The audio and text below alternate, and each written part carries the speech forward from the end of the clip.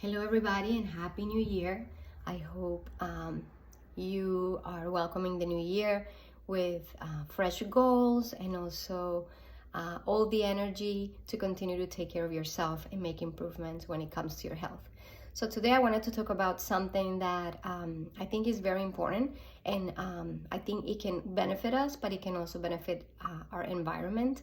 And it's something that is very simple that you can start just by the things that you buy and shop when you go food shopping, and also the things that you include in your food list when you want to make healthier choices and take care of yourself.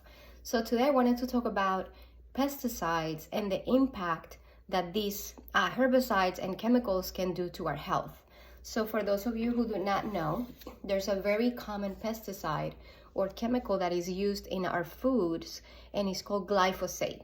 So glyphosate is used in a lot of foods that we buy.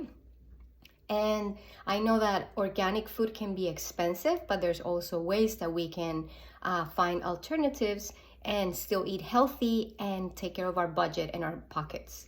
So if you have not heard of the Dirty Dozen, the Dirty Dozen are the 12 foods that are most contaminated based on studies.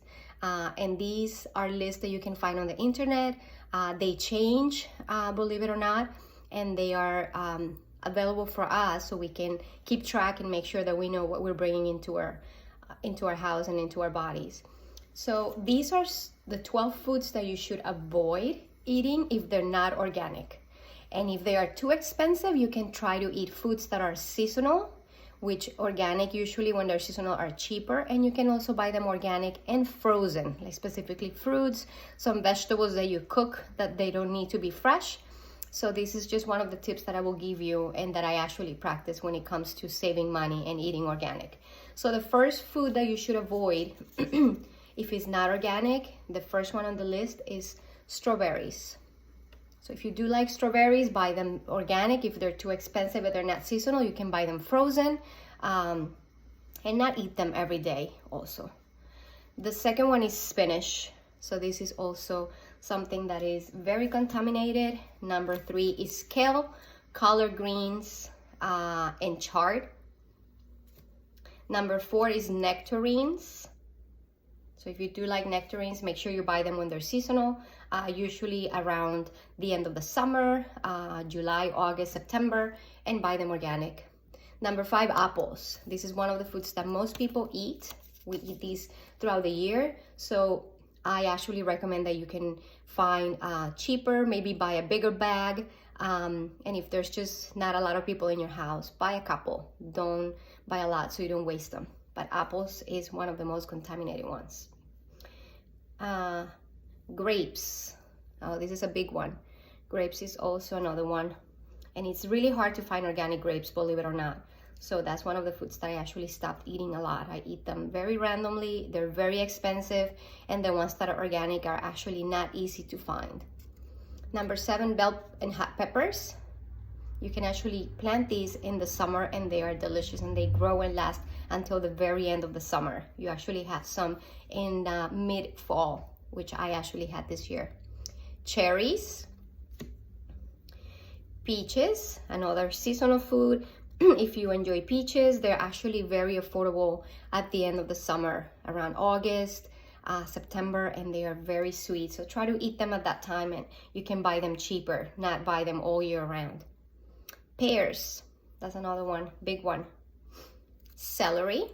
Celery is actually cheaper when you buy it organic, and it's something that you can freeze and just try to avoid if it's not organic. And tomatoes. Yes, it's another one.